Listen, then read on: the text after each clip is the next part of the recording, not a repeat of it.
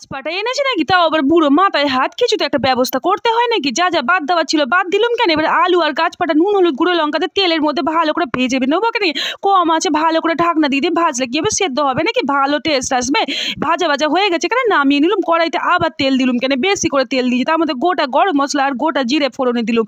তার সঙ্গে তেলের মধ্যে চিনিও দিলুম কেন, কালারটা ভালো আসবে নাকি। পেঁয়াজ বাটা দেবো, পেঁয়াজ বাটাতে ভাজা ভাজা করবো কেন, শুধু ভাজবো না, তার মধ্যে কাশ্মীরি লঙ্কার গুঁড়ো দেবো কেন, দিয়ে একটু ভালো করে ভাজা ভাজা করে দিয়ে দেবো টমেটো বাটা। এখন টমেটো সস দুটো বড় বড় সাইজে টমেটো দিয়েছিলাম কেন, নুন দিয়ে গুঁড়ো লঙ্কা দিয়ে গুঁড়ো হলুদ দিয়ে ভালো করে মশলাটা কষিয়ে নিলাম। ঢাকনা দিয়ে কষিয়ে নিয়ে এবার ভেজে রাখা গাছপাটা আলু দিয়ে দিলাম কেন, আবারও ঢাকনা দিয়ে ভালো করে কষাবো। অল্প একটু গরম জল দিয়ে দেবো কেন, ভালো করে সিদ্ধ করবো। স্বাদ অনুযায়ী নুনও দিতে হবে নাকি, তবে তো টেস্ট সেই স্বাদ আসবে নাকি।